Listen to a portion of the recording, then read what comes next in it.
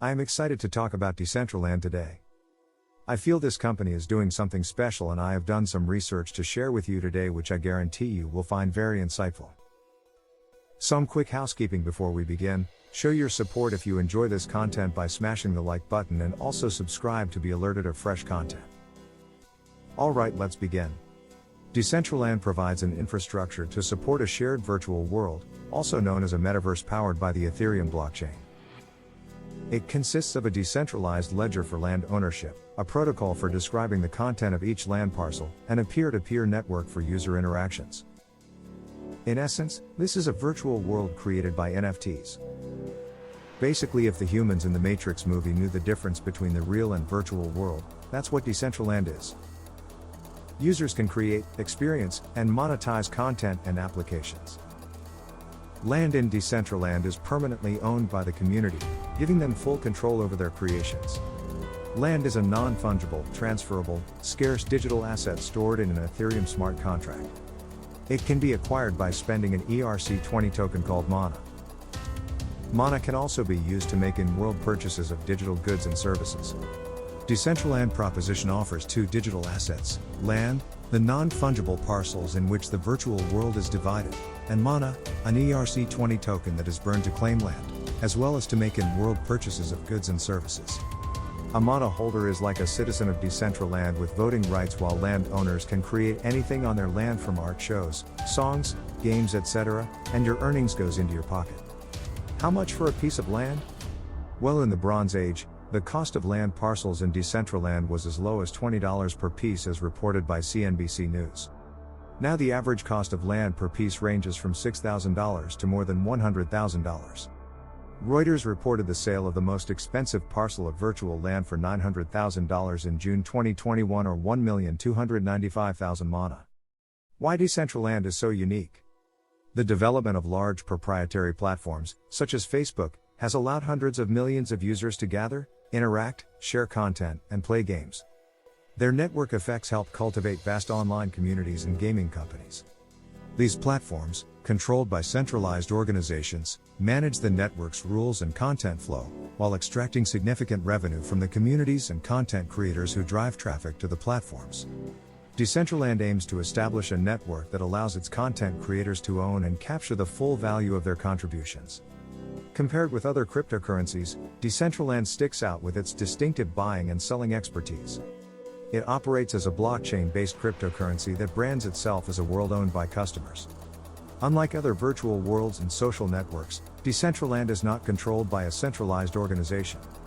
There is no single agent with the power to modify the rules of the software, contents of land, economics of the currency, or prevent others from accessing the world. Customers can create scenes, graphics, challenges in addition to commerce digital assets together with land, estate, and of course avatar attire. According to Patrick Moore, founder and creator of Bitcoin and cryptocurrency data website CryptoWhat, even with how nascent this business is, the intense Decentraland gamers have managed to create big earnings from shopping for and promoting NFT gadgets. Use cases of Decentraland. According to the Decentraland white paper, here are a handful of real use cases. Applications. The Decentraland scripting language will allow the development of applications, games, gambling, and dynamic 3D scenes.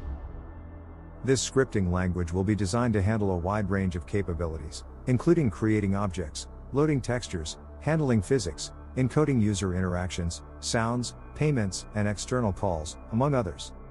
Content curation. Users in Decentraland will gather around neighborhoods of shared interest.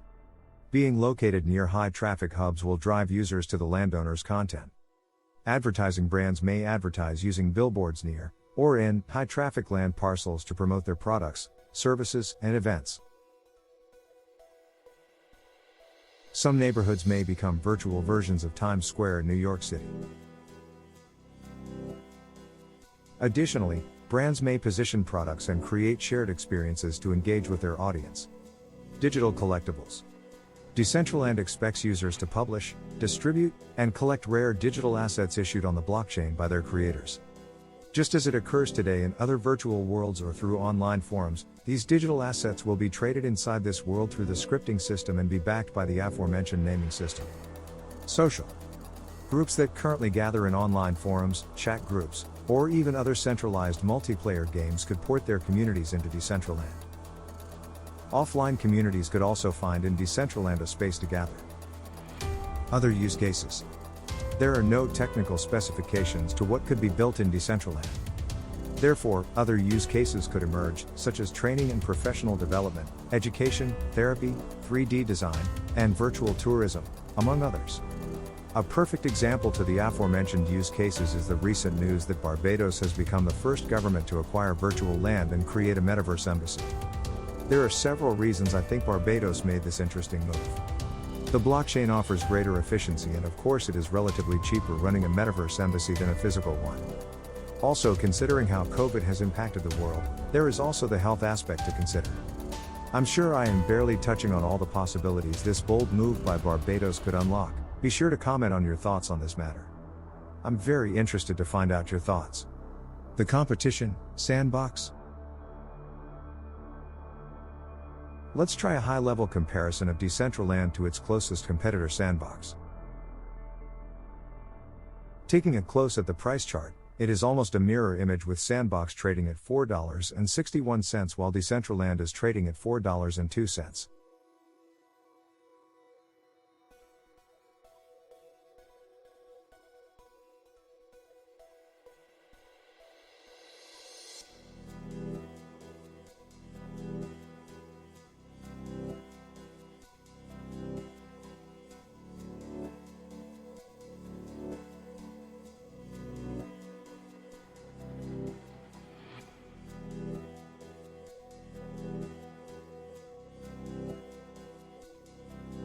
The Sandbox is a virtual world where players can build their own and monetize their gaming experiences in the Ethereum blockchain.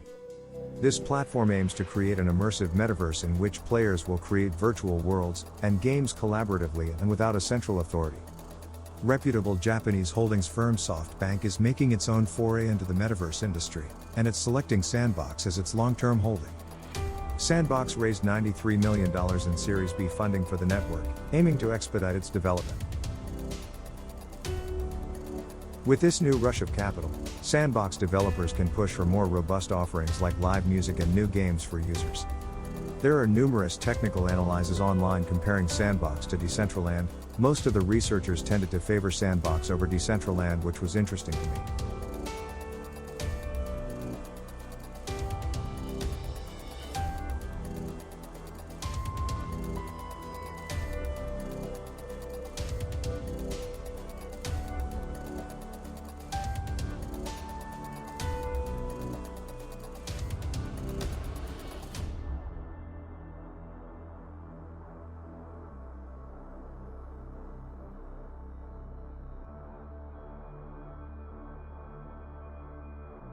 Maybe in another video I will do a deep dive into the differentiators. That said, both entities appear to be at the forefront of this virtual reality space. Conclusion. Decentraland certainly represents an interesting and investable proposition. Obviously, with Facebook rebranding to Meta, the attention levels on Decentraland have increased. In my opinion, there are good fundamentals supporting the use cases behind this proposition, which I have addressed at a high level in this article. Naturally, a major con is that this could lead to a rise in social anxieties, with more people likely to spend even more time in the virtual world, and my need for digital assets will probably end once I'm offline. But that said, trading in the virtual world is fast becoming a staple for a lot of people and will most likely continue to grow. Expect more entrepreneurial individuals to leverage on this Greenland opportunity to make millions. One such opportunity will be building assets within Decentraland and selling for insane profits. Thank you for watching, and I hope you learned something new about Decentraland.